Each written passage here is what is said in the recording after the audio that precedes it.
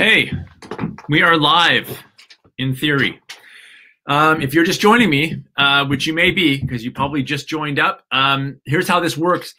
You type in your questions in that little chat area, but as I always do, I'm going to start by writing in here, can you see you, man, am I typing? Hello. Can you see and hear me? Somebody please just type in if you can see and hear me. That way I know we're technology positive. Sure, okay. And then we can get going. Thank you, Ellen. Good. Well, welcome. Thanks. Awesome. So you guys not only answered my question, but also figured out the chat thing. So we're like rolling here.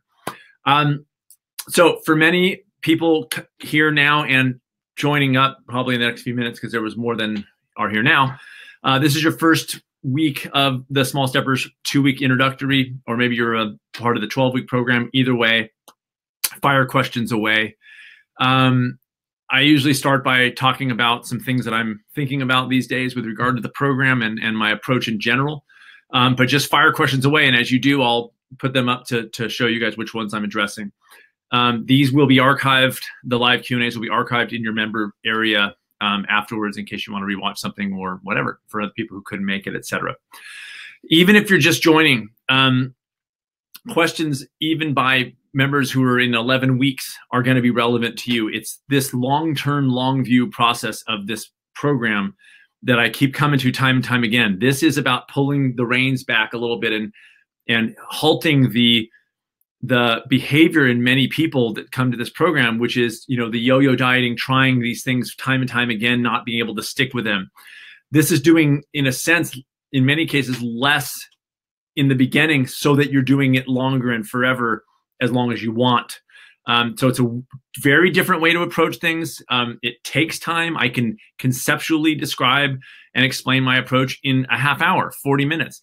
But the reason why it's weeks, even as introductory 2 weeks, is because it takes time to process this stuff, really to understand and get to the nitty gritty of what it's like to be a small stepper. It's very different. It's very hard in a way because of how we're marketed to by a lot of things in the health and nutrition and healthy living arena, which is flashy and exciting, and it's going to change your life overnight.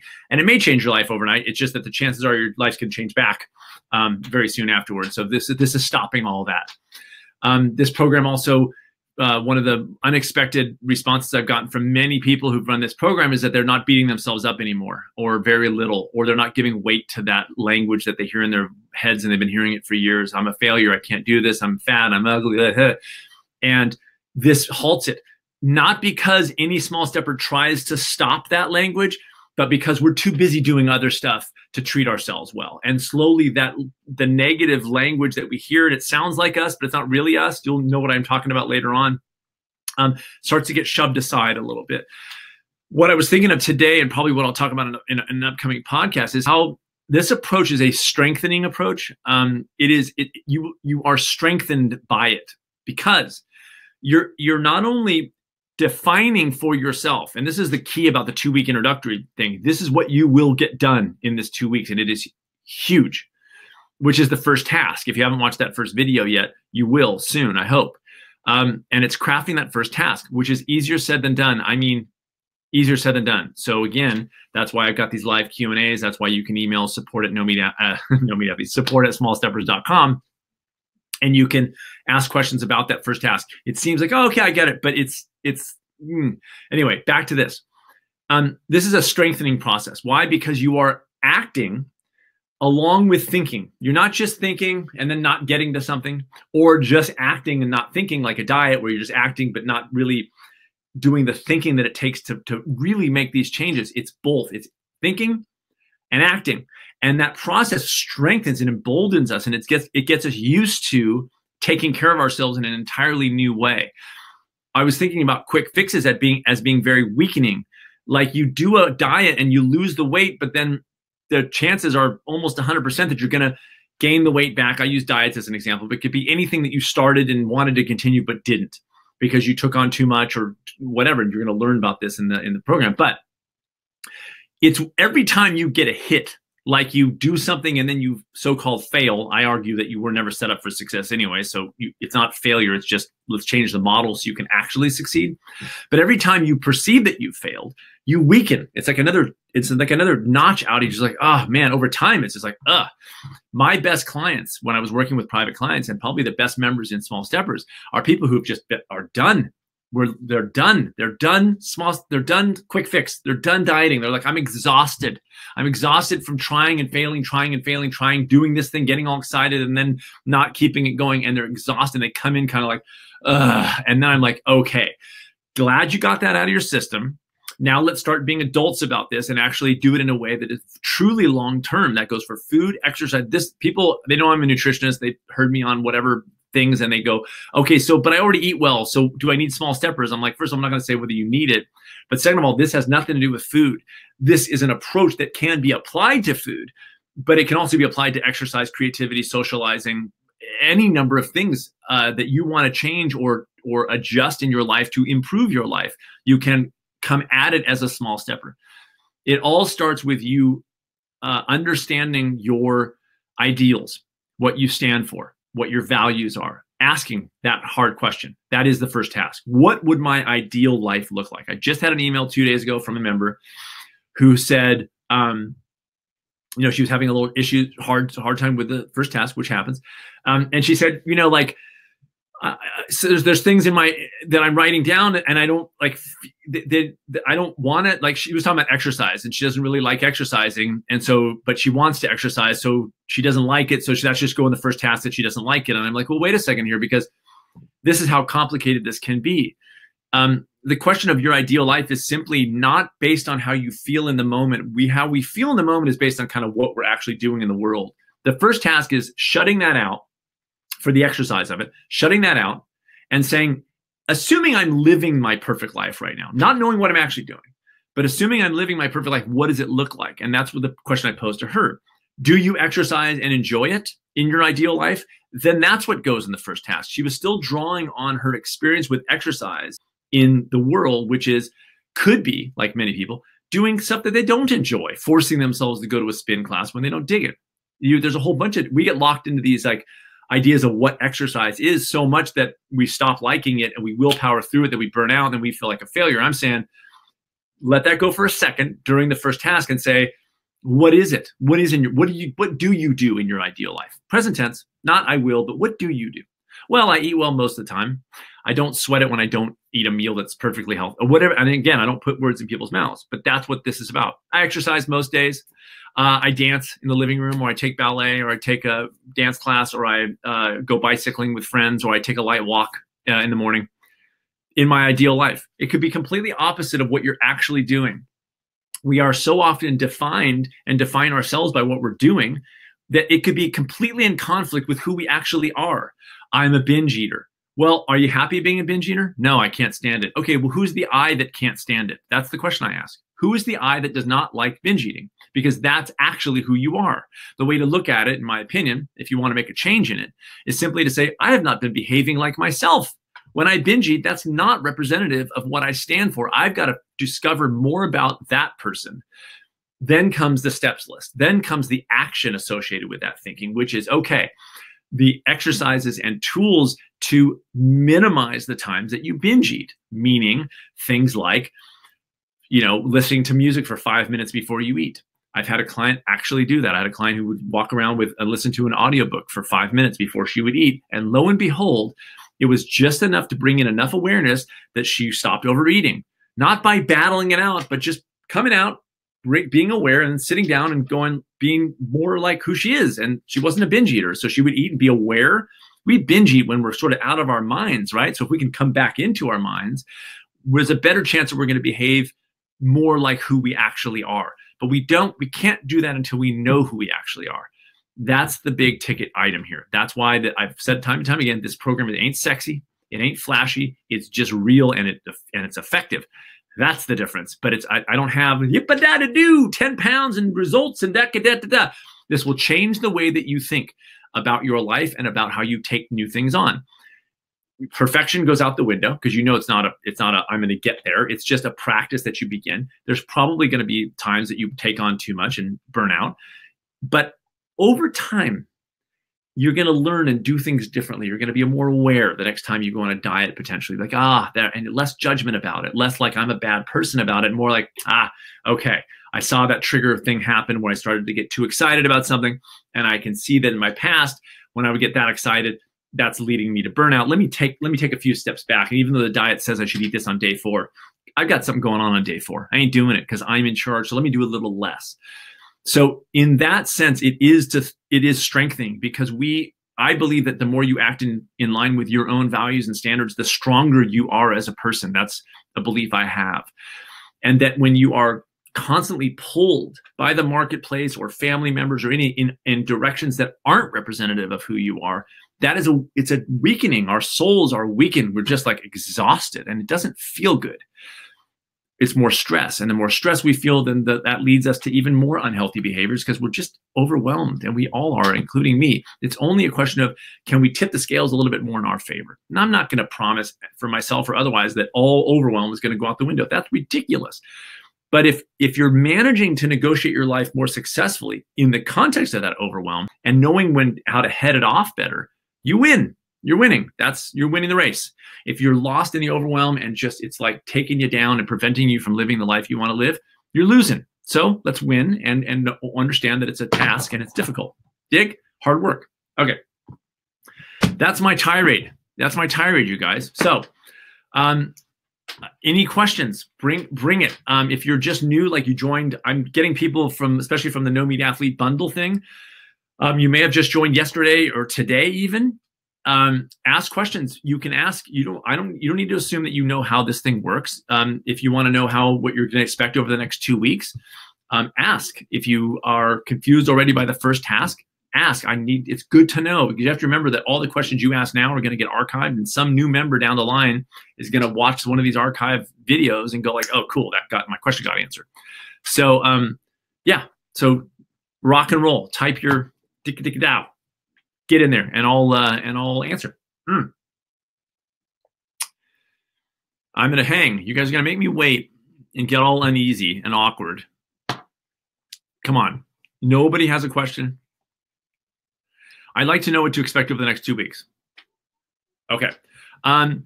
Basically, the next 2 weeks, it's the sort of the introduction to my approach. Obviously there's more in the 12-week, but I wanted to make sure that in that 2 weeks, you got the gist, and you really will have the gist for real.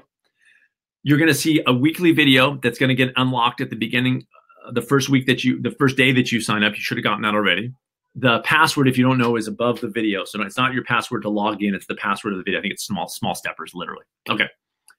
That's the video. And in that first video, I talk about the first task. If you do nothing else in this 2 weeks, except craft a first task, it will change your life. Just that. And I'm not kidding. I'm not going to promise you making $1 million in 2 weeks. I'm not saying that. I'm saying just asking that question of who you are, meaning what are your ideals, is going to change the ballgame for you. But 2 weekly videos, the first week, that's today, and then 1 week you get the second video unlocked. You're going to get daily emails. Those are just things to focus on, things to look at, and then these live Q&As. That's what you're going to get over the 2 weeks. The first task is the big ticket item for your 2 weeks. But in the second week, I do introduce the small steps list. All the small steps list is, so you know, and I always make fun of myself for naming the first task, and the steps list, the steps list, because there's literally nothing fancy about it. So you got your first task. What is that? Your ideals, what you stand for, your ideal life. You may never get to anything on that sheet all the way, but you know where you're going. You know the direction, so that you're no longer getting pulled around like a pinball. Bing, bing, bing. This diet over here, this training plan. You kind of veer a little bit, but you know the direction you're going in. You can't move unless you know where you're going and know who you are. That's what I think. Okay. Number one. Number two, the steps list is simply the implementation of action to get you closer to that ideal. You may never get there. Like I said, you may never get there. It's just knowing. If in your first task you write you're a world champion ultra runner and you're 70 and have never run an ultra marathon, then you may not ever become a world champion ultra runner, but you can start running and you can start moving. And when you do that, it makes your life better. You enjoy it, and you're doing it in a way that is minimally stressful and everything else.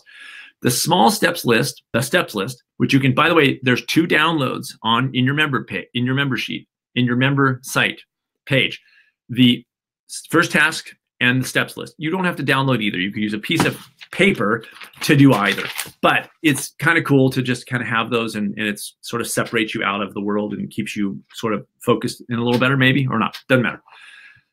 The steps list is simply the implementation of action to get you closer to that end. That's it. So, healthy eating. In your first task, you write, I eat really well most of the time. I eat healthy food most of the time, and I don't sweat it when I don't eat something healthy once in a while. That's just for me. I say that because that's beyond my first task. The steps list is simply asking this question: what can I do today that will move me closer to that ideal? Now, I've had clients, one specifically I'm thinking of, that was eating junk food 3 times a day for her whole life at 50 years old. So, and guess what? She came to me after dieting 50,000 times. So on her steps list to put 100%, I eat healthy food most days, she's going to lead to burnout. What the process of this is to be more aware of of what you're doing that is going to lead you to burnout. Too much stress, you burn out. Too little stress, you stagnate, you don't move. Right in the middle is called adaptive stress. Every step on your list should keep you in the adaptive stress place. If it doesn't, you adjust it. There's no good or bad. There's no burnout. If you go, I exercise most days. I run, 6 miles a day, 5 to 7 days a week. That's on your first task, let's say, hypothetically. And you've never run a day in your life. Well, to put on your steps list, I run 2 miles daily. Could be too much right out of the chute. But a 1-minute walk around your living room may be the thing that gets you exercising every day or most days, but not so much. And you look forward to it. It's only 1 minute. You go, it's 1 minute, big deal. But the change begins, and this is how crazy this is, but it works.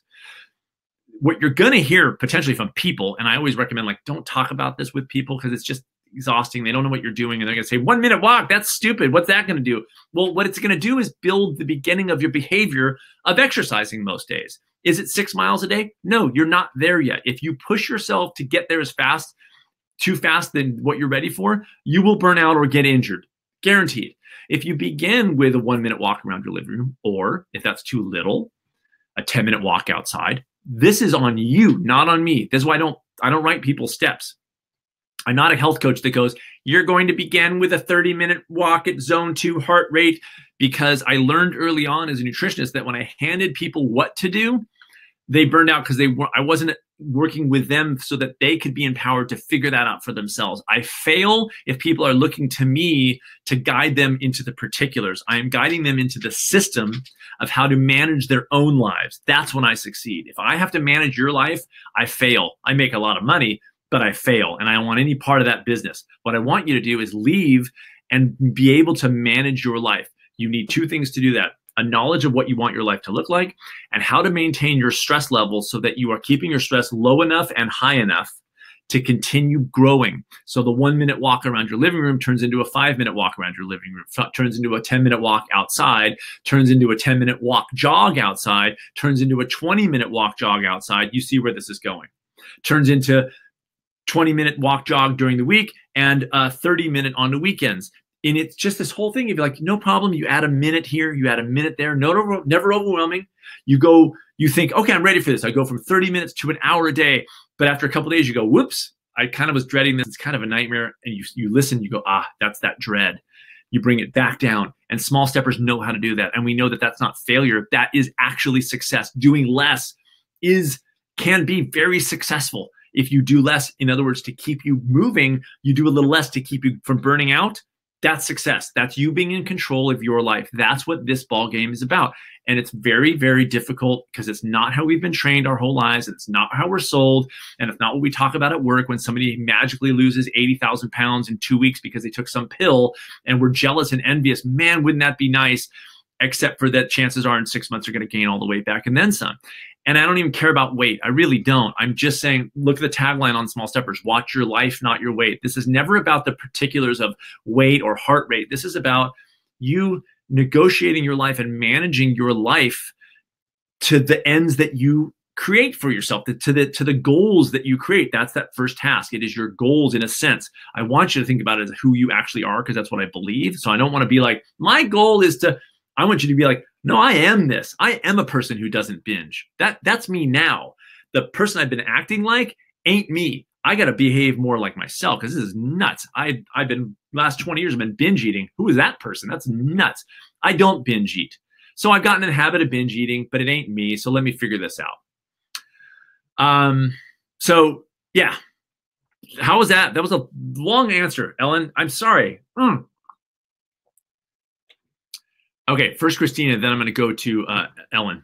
Is there a Small Steppers group social media where we can support and encourage each other? That's a very good question. I've been running this program for about 1.5 years, and I have not, it was on the table as a possibility, and I figured I would just gauge, and not a lot of people have asked for it. I'm not opposed to that idea. And so all I can tell you is I'm not opposed to that idea, and I may actually get that going. I really need to figure it out. I've had a little bit of a social media, I don't know, I'm rethinking my own social media, and I'm going to be talking about in the podcast and in my next YouTube video very soon. And that's like the best part of social media is the positive. I have an assistant who I would want to manage that, because I don't want to be in on that all the time. What I don't want to happen is anything negative or nutty nut. Like, that's my worry, is that, in social media, all of a sudden things get off the rails and people are arguing. And it's so antithetical to what Small Steppers is, which is the positive support of this. And so if I could try that and maintain that direction, I'm all for it. If it becomes derailing into, you're not doing as much, and I saw this diet and you this isn't it, then I just was like, it's really internal more than anything else. It's a very internal process. And I want, in a way, to kind of, you guys to, in a way, shut out the outside world as much as you can during this process, at least during the crafting of your first task, to really ask people to understand, like, they've never asked the question of what their ideals are. They just, we get busy. We have families and we have jobs and we're doing our thing, man. And when next thing we know, we wake up and we're 75 and we're just like, whoa, that stops now. And when you ask that question, it ain't easy. And I will also tell you that beyond this first task is a living document. I've had clients in a month, by the end of the month, their first task changes, because just that month when I was working with people privately, not part of this program, now I only do the program, but when I was working with people privately, in that month, they would learn so much about what their ideal is, having never asked, that all of a sudden at the end of the month, they're like, in that first task, I wrote some things that actually turned out weren't who I was. I actually don't want to do that. And I go, take it off and put in what you do want to do. That's, it's all you. That's the whole deal. If you're not in charge of this thing, then again, you're not living a good, in my opinion, if you're not in charge of what you're taking on and not taking on, you're not living a good life. You're not, to me. Now, does that mean you don't use anybody else's plans? Of course not. But you maintain your control and your voice in those things. Look, I'm a runner. I read other people's books. I followed training plans. But back in the day, like before I did Small Steppers, I would follow training plans militantly, so badly once that I ruptured my Achilles tendon, because I was clearly not in a good space to run. I was exhausted and fatigued and cold, but the training plan said I had to do this thing. And so I did it and ruptured my Achilles tendon, couldn't run for 6 weeks. I'm using someone else's plan, but if I don't have a voice in my own life in terms of how I feel around it on a given day, if I don't have the freedom to say, you know what, I know it says this on this day, but I'm not doing well because of my life, I'm tired, I need a day off, then I lose. And I did lose. And that was the end of that. I said, I'm never doing that again. And you can ask my wife, if you ever see her, she'll admit I don't do that anymore. I follow I look at people's plans and I'm looking at other practitioners, but I'm never handing it over. Have never handed it over. And that's why in Small Steppers, I do not dictate your small steps. I will guide you to the way of thinking so that you can craft your own. That's what I'm so militant. If I'm militant about anything, it's that I do not want to step into your life and tell you what works for you. Only you know. Or I'll put it this way. You will know better after even these 2 weeks than you've ever known before, because you are now asking the questions. This is big time, you guys. It's not, if you signed up for this introductory thing thinking it might be fun, it is fun, but it's also deceptively hard work. That's why I do these live Q&As every week forever, because people sign up at different times. So it's every week I do a live Q&A, because I didn't want to be like, here's the stuff. good luck. Like it's big time, right? Big time. Okay. Ellen, can you tell me more about adaptive stress? Yes. The short answer of adaptive stress is this. Adaptive stress is enough stress to keep us moving and growing and evolving. There's something very cool about the human body and mind, which is that we need to be stimulated. If we are stagnant, sitting on a couch all day, what happens? We languish. Our energy levels actually go down. We feel more tired the less we do. But on the other side of that spectrum is too much stress, where we also tank ourselves and feel more tired when we're pushing too hard.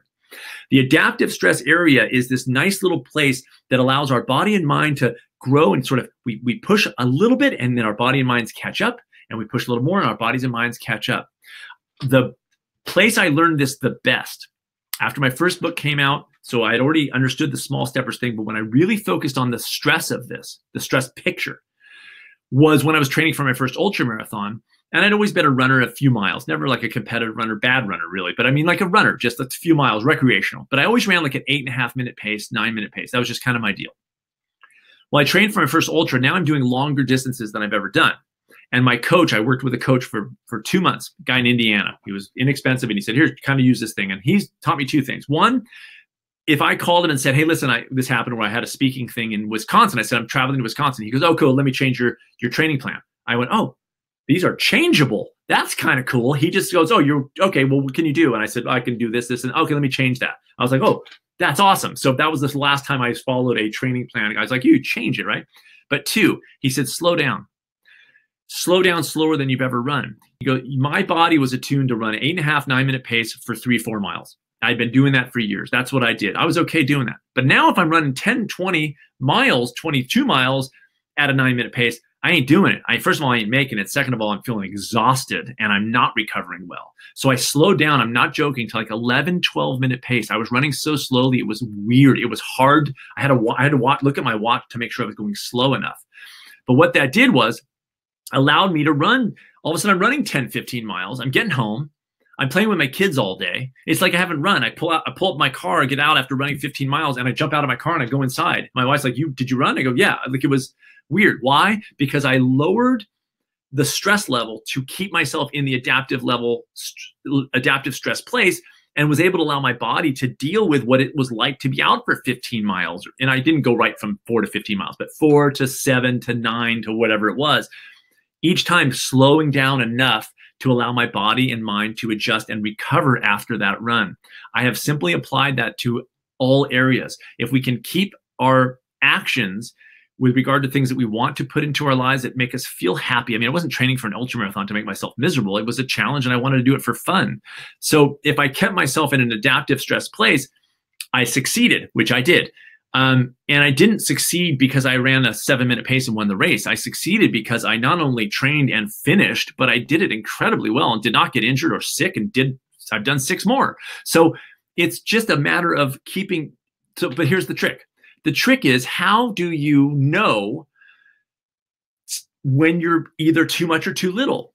That's the give and take of being a small stepper. That's the trick. That's why this system, and you guys are in the 2 week, and that's good. But I want you to continue this beyond the 2 weeks at home, like doing your thing. It doesn't end at 2 weeks introductory. You don't go, okay, I'm all done. This takes work in your home. You'll still have the small steps list, and you're still going to have the first task.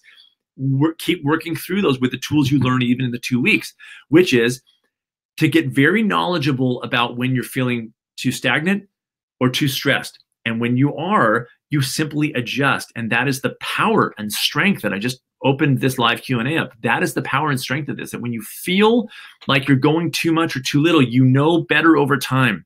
You might miss it a couple times, fine. And you feel like you're going to burn out, and you back down. Is there something more easier said than done than that? Probably not. It is one of the hardest things for members, small steppers, to do, which is we think, I'm already running 10 miles a day. I'm not going to run 8 miles a day. I'm already doing 10. Well, what happens if your life changes? What happens if you have a new baby? What happens if you have a new job? What happens if you have to move? What happens if you get sick? You're going to still push through 10 miles a day? No, you're going to move back down. You're not going to quit as a small stepper. You're not going to go like, forget it, I can't do 10. I'm not doing anything. That's what we've done. But we're not doing that now. Now we go, I'm going to go 10 down to 4 because I'm still in it. I don't hand my power away.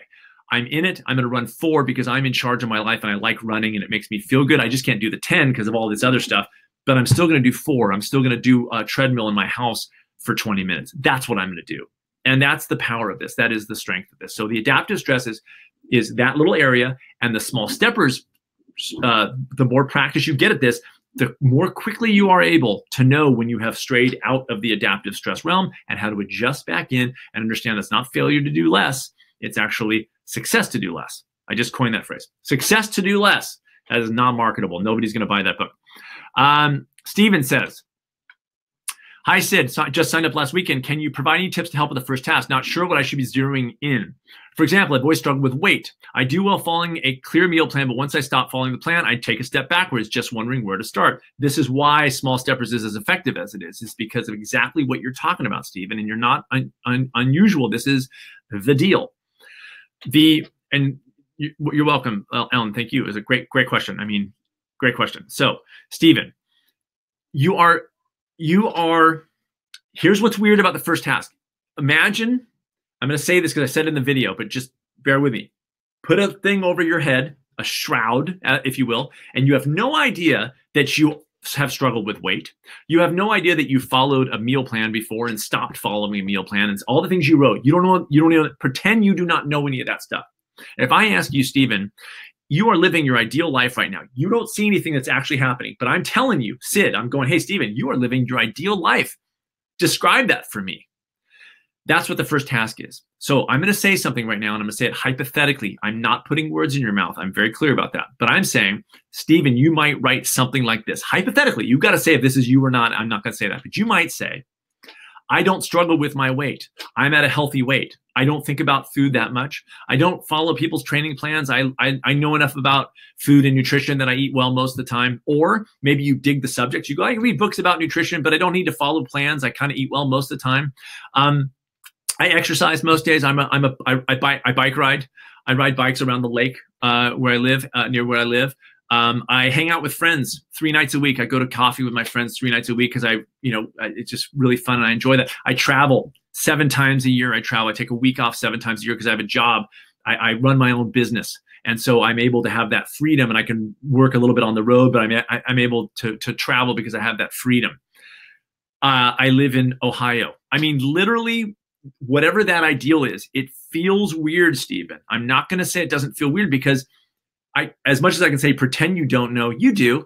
And you know that you've struggled with weight. But I'm saying, just on your paragraph that I'm looking at right now, that it isn't you. You don't feel good about the fact that you've struggled with weight. You don't feel good about you followed a meal plan and done well, and then you stop. It doesn't feel good. That's hopefully why you are giving this a shot. And thank you for giving. I know you guys bought a whole bunch of stuff in that bundle. So the fact that you even logged into this crazy nut, what I say nutty nut program is nuts. And I hope you stick with this. It's a very small time commitment, by the way. You can work 100 hours a week and still do this program. You read an email in the morning, a few minutes a day on your first task, and build a steps list in the first week. Just put 1 step on it just to see kind of what you do with it. I've started members off at week 11 who are getting overwhelmed by the steps list. And I go, you're learning the system. Don't worry about your steps list. Put 1 step on your list, which is 1 deep breath per day, just so you can understand what it's like to work with a steps list, what it's like to reread your first task, to get to know over time who you are, to remind yourself who you are. I just did a video on my YouTube channel, which is about reminding. It's like, it's not enough for me to go, here's the deal, because you go, okay, I get it. But then you go into the world and you go to work and you're bombarded with all the stuff that sucks us in, all the excitement and the infomercial and the diet plan and this motivational speaker and this, and we get sucked into this thing. And lo and behold, a few months later, we burned out again. So it takes reminding, well, when you leave this 2-week introductory course or the 12 weeks, whatever one you're signed up for, it doesn't end there. It's just that you'll have more tools to remind yourself. Set an alarm on this phone that we all carry with us. Set an alarm on it that goes off every week for you to reread your first task. When you put a new step on your list, set an alarm on your phone that says at 4 p.m. every day, take 1 deep breath. Calm, a little moment of calm. Finding those moments, that's what this is going to be all about. That's how you build in this kind of awareness. So Stephen, take your time with this because it's not easy. It really, really isn't. Every single person that I have ever worked with and has been through this program, has a little bit of a rough time with its first task because they've never asked that question. For the purposes of this question, and I think period, do not define yourself as somebody who has always struggled with weight if you are not happy with that. Because if you are not happy with it, I want you to start thinking about who you are. And you are the person that doesn't like struggling with weight. That's not what you like. You value not struggling with weight. Well, if you value not struggling with weight, there's a good chance that in your ideal life, you don't struggle with weight. In your ideal life, you don't start and stop plans. In your ideal life, you live this way. I need you to know what that is. I need you to ask the question of what that looks like. You have to have a very clear picture, as detailed as you want, about what that looks like, because that will enable you to begin the reprogramming, in a sense, of your actions to get you closer to that person. But you can't do that unless you know who that person is. And that's what the ballgame is here. I am done with this whole, like, I'm a bad person because I binge. If you don't like binging, that's not who you are. And we can keep beating ourselves up for the behaviors that we learned when we were 6 and we kept going. Or we can say, okay, I know that's not who I am. It doesn't feel good. It doesn't feel good because it's not who I am. It really doesn't. It doesn't feel good because it's not who you are. That's why. All I'm saying in the first task is identify the areas where you are in conflict, meaning how you behave is in conflict with who you are. And understand this last point. There may be things in your first task when you take the shroud off, when you go, oh, I am living this way. And it's perfect. Like you, in your first task, you write, I own my own law firm. When you take your shroud off, you go, oh, I actually do own my own law firm. I'm good there. Well, you don't need a small step to owning your own law firm because you already do. I've had clients who have written things in their first task that they're doing already. And if they're doing it already, you don't need a small step toward it because you're doing that already. And it's not like everything in your first task is totally opposite of how you are ideally. It's just that you want to define that and see, well, these are the things I'm already doing. Cool, got those dialed in. But in these things, I'm not. And so I kind of want a small step into those things. And I'm going to do it in a way that allows me to do it. And I said that was my last point. I'm going to make one more last point. The definition of a small step is not an objective size small. It is your perception of the step. Meaning, if you are retired and have a ton of money and a ton of time and you like cooking and you like spending time with food, your small step into healthy eating may be a comparatively massive change compared to what other people are ready to do. Somebody else is working 2 jobs and has 4 kids and he or she is very, very busy and doesn't have time and has been eating a certain way for 30 years and can't, if they change everything overnight, they're going to burn out. So their small step into healthy eating may be that, I talk about this a lot, that 1 stalk of celery per day. But for the retired person, he or she may start with like a massive change tomorrow, because for them, that's their small step. That's their adaptive stress area. What the adaptive stress area is for each of you is different because all of your lives are different. What you're doing as a job is different. How your family life is different. Your commute is different. So you have to figure out the size of the step that fits into your life to keep you moving and in that adaptive stress place. But understand that it's going to be different for everybody. And I'll go back to the social media support group thing. That's my only worry, because one of my own worries is because I don't want somebody to go like, oh, you're only doing 1 stalk of celery per day. I'm doing a salad 7 days a week, because it's not an objective, yay, you're good, you're better than. It's like, if you're doing a stalk of celery, that is just as powerful as a person who's doing 7 salads a week, because you're both fitting something into your life, keeping yourselves in the adaptive stress area and succeeding as a result of that.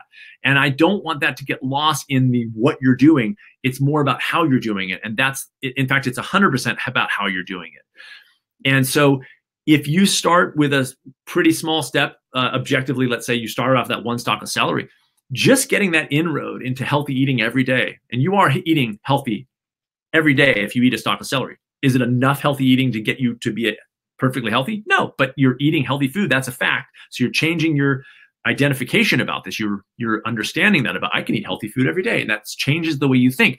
Well, once you get that little inroad, it does increase oftentimes, not every time, but pretty fast. Like within a few months, you're doing a lot more. You didn't go from 1 stalk of celery to 2 and 2 to 3. You went from 1 stalk of celery to 3 stalks of celery to a small salad with dinner every night to a healthy dinner 6 nights a week or whatever. And then in 2 months, you're eating well most of the time. It can be a pretty quick growth.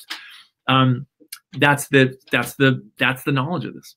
That's you getting to know what you're able to do. And if you feel like at some point you've progressed, but now you're feeling a little like you're languishing and feeling a little stagnant, as a small stepper, you go, I'm going to ramp this baby up.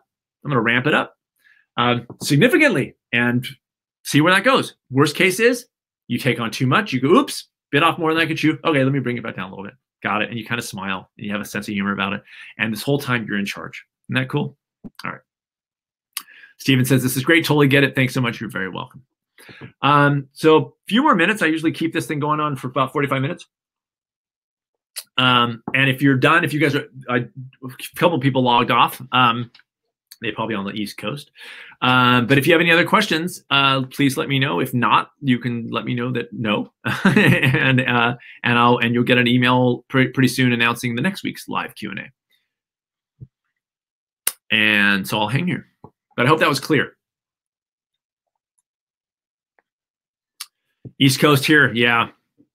I'm actually speaking in Florida. I'm flying out tomorrow morning. Usually I have these on the weekends, but I couldn't because I'm traveling, and so I'm in Fort Lauderdale speaking on Saturday, and then flying back Sunday. So my weekend is tight, to say the very least. So that's hence the Thursday evening live Q&A. But the next one will probably be on a weekend.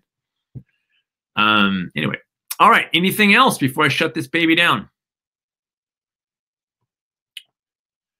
Yes, if you miss a webinar session, you watch it later. It's archived. This one will be archived in the next 24 hours, probably less, on the website in the member page under Q&As. You click on it and you'll see the long list. And if you have time, tool around those a little bit. You can stop and start and check them out because they're all jam-packed with like amazing stuff that's applicable to everybody, no matter what week you're in. If you haven't gotten to the second, to some part of it, just listen and see where people are kind of, so when you get to it, you're like, oh, okay, got it. The deal. Any readings you suggest that we go through the process? No, I don't, on purpose. I don't want you reading about nutrition. I don't want you reading about exercise. This is a philosophy and approach to living. Once you have this background in line and you sort of know yourself, and then educate yourself on any number of things. If you go like, I'm a runner, in my first task, read a book about running, but you are now going to be a different person when you read that book. You're not going to get sucked into taking on too much. You're not going to get sucked into somebody else's training plan that doesn't know who you are and how you're living. So this is about the thinking, Stephen. This is about getting these ducks in a row here, then applying that way of living into whatever area you want. And when you apply it to healthy eating, it may mean that you want to educate yourself about eating healthy. That's fine. I just want you to have the context of it. I think there's too much information of like, here's how you eat healthy. Good luck with the knowledge. And people don't have context. And so they feel, now that I know it, I feel it's pressure, and then they go off, and I think it's irresponsible. I want to be the practitioner that says, whatever you know, understand where you fit into it. Understand what you're able to take on, because that ultimately is going to be the measure of success, whether you take it on long term. If you follow some genius's plan about healthy eating and then burn out and feel like a failure, I don't care how good the information is. If you're not following it, it doesn't help you. If you bring in the information, if you know the information, but then bring it in a measured way that works for you so it literally changes your life, then you win. So in a way, it's weird. Don't go outward too much about this. Get these ducks in a row. Know who you are. Then as you need to read stuff as needed, read stuff. I read stuff all the time. I want to learn jazz piano. So I bought a book on jazz piano, and I'm small stepping into that. I have no reason to be a jazz pianist. It just was interesting to me. So of course I'm going to read that, but I'm not reading it now feel pressure that I have to practice 8 hours a day. I'm reading it knowing that I'm going to do it once a week and begin that process. And that's will lead me to this long term, instead of me doing it for a week and burning out, feeling like, oh, I never stuck with that. I don't want to hear that anymore in my own head. I don't want to hear it. And I don't want you guys to hear that either. Got it? Okay, good. All right. Anything else? Anything else?